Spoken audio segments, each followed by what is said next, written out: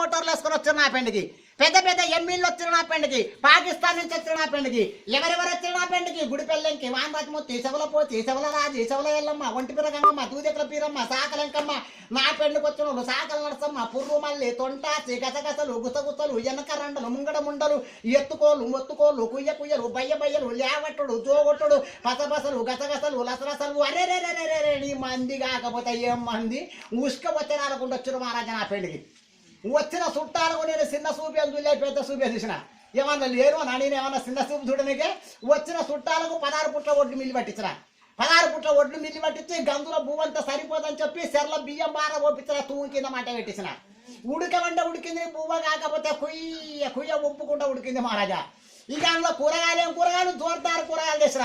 ఏం కూరగాయలు అనుకున్నావు? బర్రె పుర్రు, నేతి ఒట్టు, పసుల పియ్యి, గాడిదలెత్తి, గుర్రం గుడ్డు, మేఘనాథం, మేకతోలు, గాసరణ వచ్చి తాలింపు పోసి పెట్టించిన. ఎక్కడ హైదరాబాద్లో పోసి పెడితే వరంగల్ మండి బజార్కి వచ్చింది కూరగాయల వాసన. కమ్మగా తీయగా పుల్లగా చింతకాయ తిన్నారు. నీ తిండి కాకపోతే ఎవరు తిండి తిన్నారు మహారాజా. వచ్చిన చుట్టాలందరూ లైన్ మీద కూర్చోబెట్టిన. లైన్ మీద ఎట్లా కూర్చోబెట్టిన అనుకున్నావు? గుండ్రపుతులు కాల్చి, గుద్ద కింద వేసిన, సూదులు కాల్చి, సుక్కబొట్లు పెట్టిన, దబ్బుడాలు కాల్చి, కాటిగా పెట్టించిన, తల కొరిగించి, సిగం ముడిపించిన, పండుడ కొట్టించి, తమలపాకు లేపించిన. షబ్బాసు వెంకటరమణ, నీ పెళ్లి అంటే పెళ్లి కాదు వెంకటరమణ పట్టరు. వచ్చిన చుట్టాలకు ఇస్తర్లు కుట్టిన, తుమ్మాక విస్తర్లు కుట్టిన, చింతాకు డొల్లలు కుట్టిన. తుమ్మాక విస్తర్లు, చింతాకు డొల్లలు కుట్టి లైన్ కూర్చోబెట్టి పులిచే రాకులతో అన్నం వడ్డిస్తుంటే, నీ అన్నము చల్లకుండా ఏమన్నము తోడా పెట్టన్నం చేతికి దనకపోతే గడ్డ పర్రలతో మిగిలిచ్చి పడుతున్నారు అన్నం.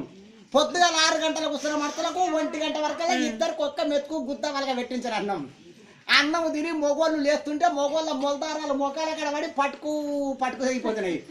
ఆడవాళ్ళ రైక ముళ్ళైతే పుసుకుసిపోతున్నాయి. అక్కడికి మా అత్త మా మామలు చనిపోతారు కదా, అల్లుడా నువ్వు ఇంటికి పెద్ద అల్లుడివైతివి, మా ఇంట్లో కుడికాలు పెట్టి అల్లుడా, మాకింటి నిండా లక్ష్యం కొట్టాడు అల్లుడానికి వచ్చింది మా అత్త.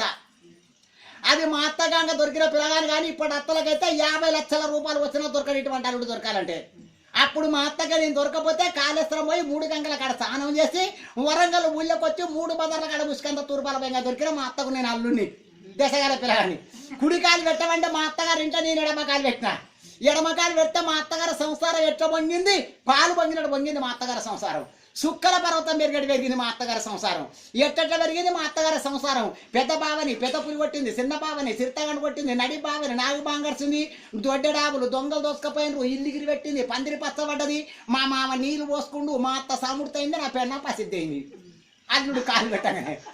ఆఖరికి మా అత్తన పట్టింది, అల్లుడా నువ్వు బంగారం వస్తుంటే అడుగు, నా ఇంట్లో పెట్టడం, నేను సముర్తగాటం, మీ మామ నీరు పోసుకోవటం. మళ్ళీ మీ మామ ప్రసిద్ధి అయితే నీ అదృష్టాన బిడ్డ పుడితే మళ్ళీ నీకే ఇష్టపడని పట్టింది మా అత్త.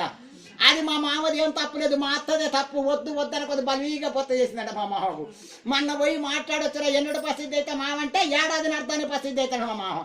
ఎన్ని విల్లలు పెడతా మామంటే 2 విల్లల సగం పెడతాడు. ఇక ఇటువంటి అల్లుడు పోతే దొరకడని చెప్పి మా అత్త మా మామ కొమటింటికి పోయి సక్కము నూనె కంచం నూనె దొరుకుతుందా ఇప్పుడు? సక్కము నూనె కంచం నూనె అరకల నూనె పట్టుకొచ్చి వాకింట్లో కూర్చోబెడతా, లోపల చూస్తారని మూలింట్లో ఉండబోయి మూలవాసం కాడ కూర్చోబెట్టి నా 2 పిర్రలు పాయ తీసి నా 2 పిర్రల సంగన దీపం పెట్టి మా అత్త మా మామ మొక్కుడు. మళ్ళీ నాకు అల్లుడు దశమంతుడు, బుద్ధిమంతుడు, జ్ఞానస్తుడు, పోతే దొరకడు, సత్య పుట్టాడు, దశగల పిలగాడని చెప్పి వంగి మొక్కుతుంది మా అత్త 2 చేతుల జోడించుకుంటా. అల్లుడు తెలివి కల పిల్లగాడు పోతే దొరకడని.